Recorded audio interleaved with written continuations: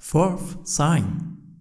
50 to 60 treatises were bestowed in such a way that, being works that could not be written through the efforts and exertions of great geniuses and exacting scholars, let alone someone like me who thinks little, follows the apparent, and does not have the time for close study, they demonstrate that they are directly the works of divine favor. For in all these treatises, the most profound truths are taught by means of comparisons to the most ordinary and uneducated people, whereas leading scholars have said about most of those truths that they cannot be made comprehensible and have not taught them to the elite, let alone to the common people. Thus, for these most distant truths to be taught to the most ordinary man in the closest way, with wondrous ease and clarity of expression, by someone like me who has little Turkish, whose words are obscure and mostly incomprehensible, and for many years has been famous for communicating the clearest facts, and whose former works confirm this ill fame, is certainly, and without any doubt, a mark of divine favor, and cannot be through his skill. It is a manifestation of the noble Qur'an's miraculousness, and a representation and a reflection of the Qur'an's comparisons. Fifth sign. The fact that, although generally speaking the treatises have been widely distributed, and classes and groups of people from the loftiest scholars to the uneducated, and from great saints from among those who approach reality with their hearts to the most obdurate irreligious philosophers, have seen them and studied them and have not criticized them, despite some of them receiving blows through them, and the fact that each group has benefited from them according to its degree, is directly a mark of dominical favor and a wonder of the Qur'an. And although treatises of that sort are written only after much study and research, these were written with extraordinary speed and at distressing times when my mind was contracted, confusing my thoughts and understanding, which is a mark of divine favor and a dominical bestowal.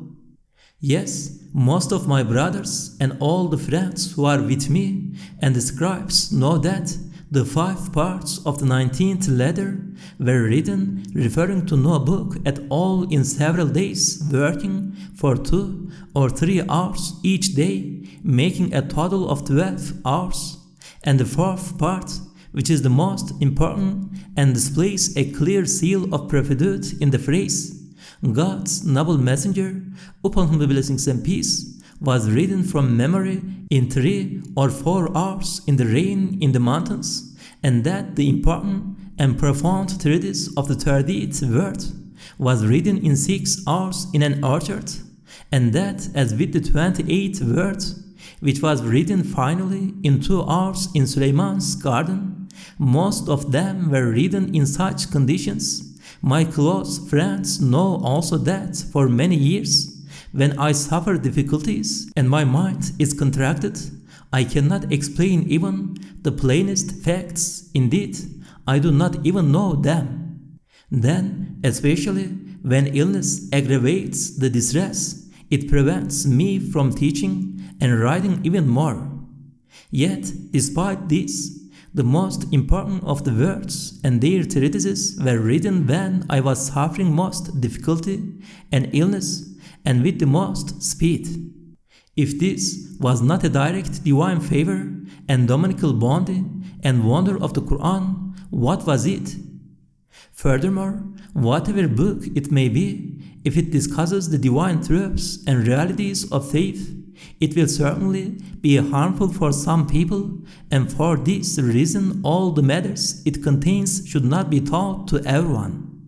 However, although I have asked many people up to the present time, these treatises have caused no harm to anyone, they have caused no ill effects or unfavorable reaction, nor have they disturbed anyone's mind. It is absolutely certain in my opinion that this is a direct sign of the unseen and dominical favor. Sixth sign. It has now become absolutely clear in my view that most of my life has been directed in such a way, outside my own will, ability, comprehension, and foresight, that it might produce these treatises to serve the all-wise Qur'an. It is as if all my life as a scholar had been spent in preparation and preliminaries, the result of which was the exposition of the Qur'an's miraculousness through the words. I have no doubt even that these 7 years of exile and the situation imposed on me whereby I have been isolated for no reason and against my wish, living a solitary life in a village in a way opposed to my temperament and my feeling disgust at, and abandoning many of the ties and rules of social life to which I had long grown accustomed, was in order to make me carry out this duty to serve the Qur'an directly and in purely sincere fashion. I am of the opinion that the ill treatment was very often visited on me by a hand of favor under the veil of unjust oppression, compassionately in order to focus my thought on the mysteries of the Qur'an and restrict it and not allow my mind to be distracted, and being prevented from studying all other books, despite formerly having great desire to study, I felt an aloofness towards them in my spirit. I understood that I had been made to give up studying, which would have been a solace and familiar in my exile, so that the verses of the Qur'an should be my absolute master directly. Furthermore, the great majority of the works that have been written, the treatises, have been bestowed instantaneously and suddenly in consequence of some need arising from my spirit, not from any outside cause. Then, when afterwards I have shown them to friends, they have said that they are the remedy for the wants of the present time. And having been disseminated, I have understood from most of my brothers that they meet the needs of the times exactly and are like a cure for every ill.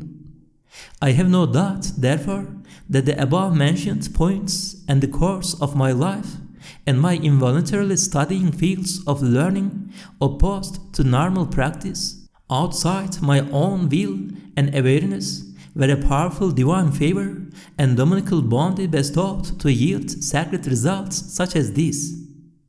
Seventh sign.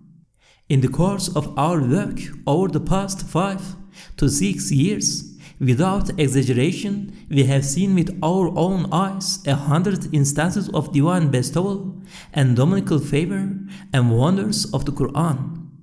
We have pointed out some of them in the 16th letter, and others we have described in the various matters of the 4th topic of the 26th letter and in the 3rd matter of the 28th letter. My close friends know this, and Süleyman Efendi, my constant friend, knows many of them.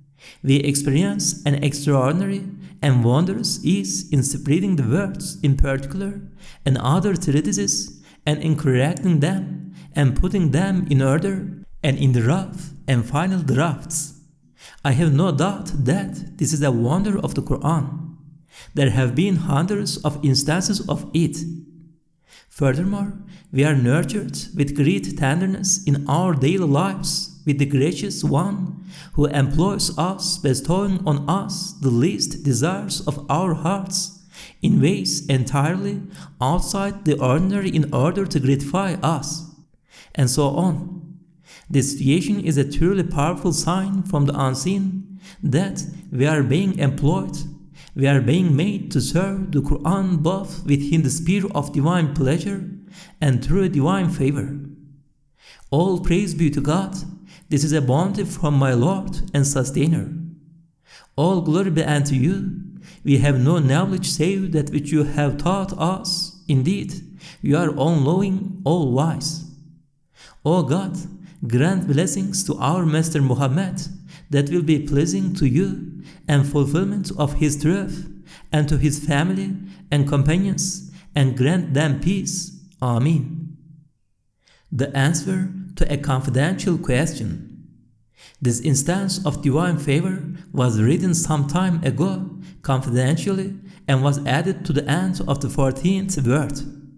However, most of the scribes have forgotten it and not written it. That is to say, the appropriate place for it must have been here, since it remained unknown.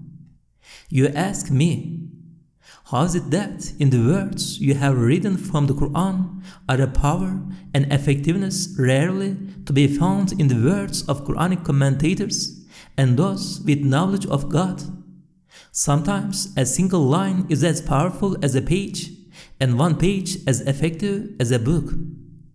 The answer. A good answer, since the honor belongs to the Qur'an's miraculousness and not to me, I say fearlessly, it is mostly like that for the following reason. The words that have been written are not supposition, they are affirmation, they are not submission, they are belief, they are not intuitive knowledge, they are a testifying and witnessing, they are not imitating, they are verification, they are not taking the part of something, they are comprehension of it, they are not Sufism, they are reality, they are not a claim, they are the proof within the claim. The wisdom in this is as follows. Formerly, the fundamentals of belief were protected, submission was strong. Even if the intuitive knowledge of those with knowledge of God lacked proof, their expositions were acceptable and sufficient. But at this time, since the misguidance of science has stretched out its hand to the fundamentals and pillars of belief, the all-wise and compassionate One of glory, who bestows a remedy for every ill in consequence of my impotence and weakness, want and need, mercifully bestowed in these writings of mine, which serve the Qur'an a single ray from the comparisons of that noble Qur'an, which are a most brilliant manifestation of its miraculousness.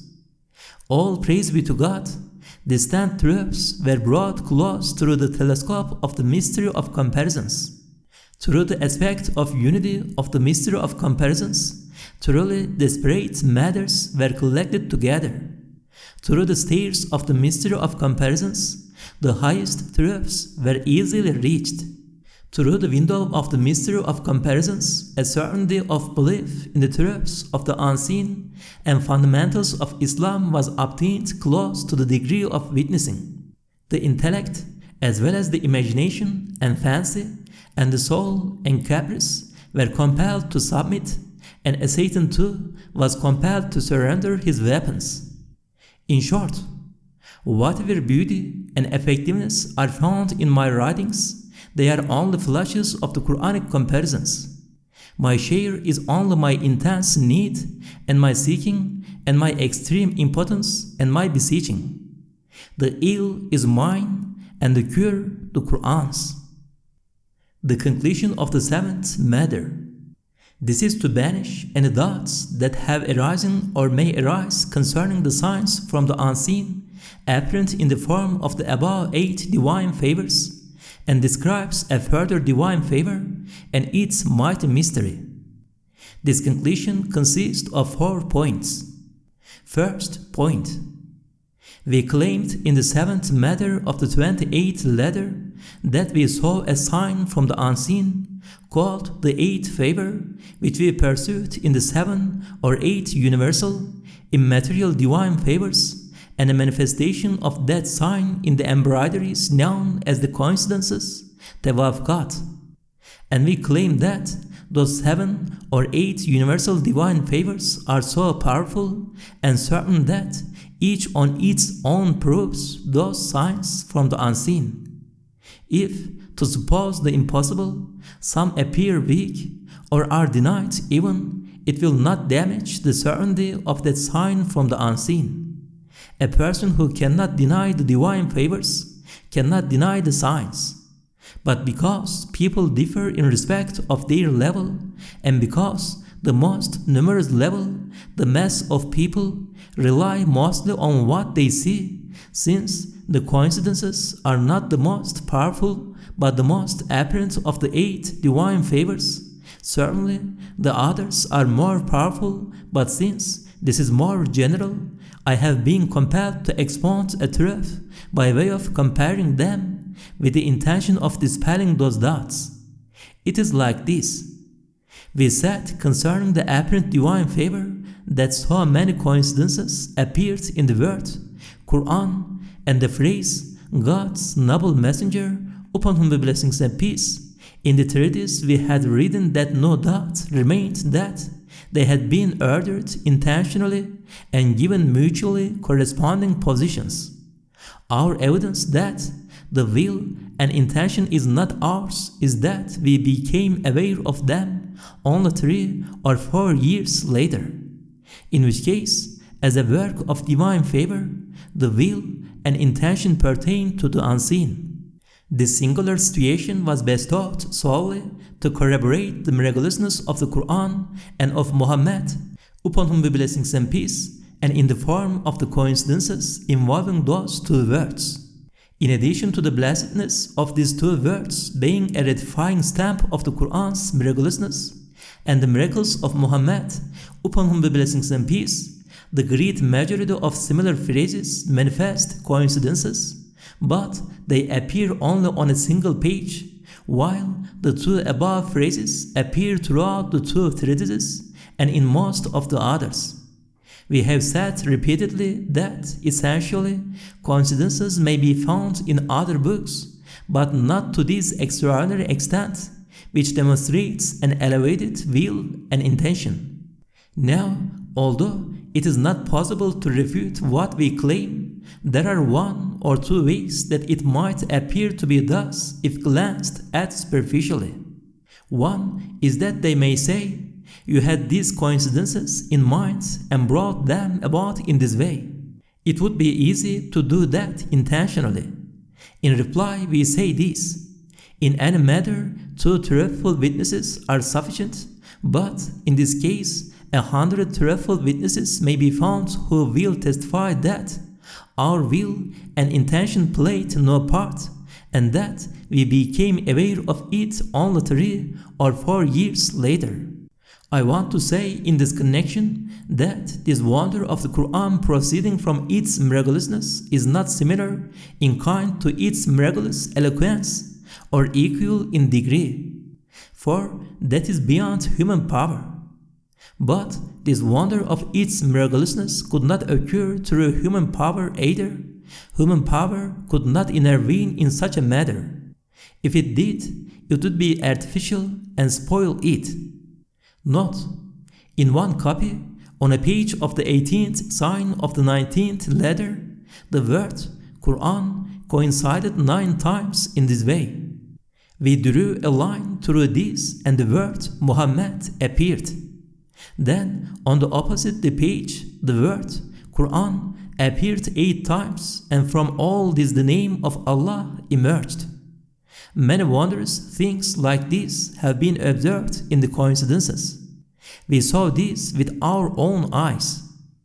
Signed, Bekir, Tevfik, Süleyman, Galip, Said. Third point.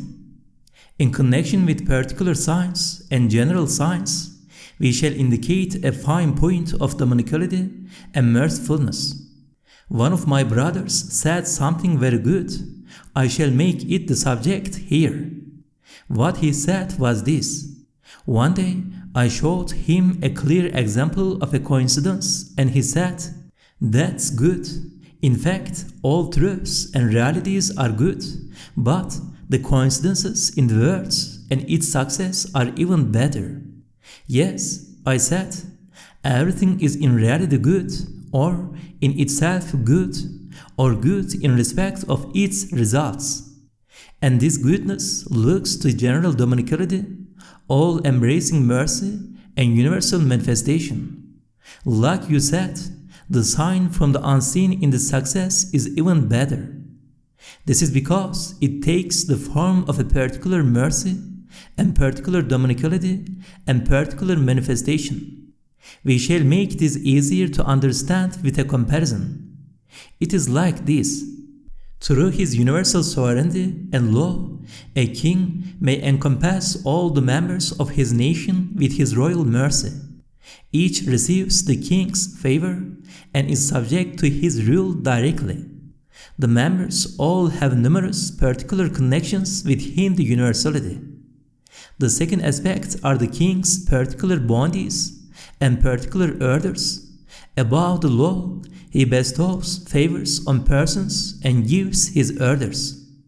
Like this comparison, everything receives a share of the general dominicality and all-encompassing mercy of the necessarily existent One, the all-wise and compassionate Creator. He has disposal over everything through his power, will, and all-embracing knowledge. He intervenes in the most insignificant matters of all things. His dominicality embraces them. Everything is in need of him in every respect. All of their works are performed and ordered through his knowledge and wisdom.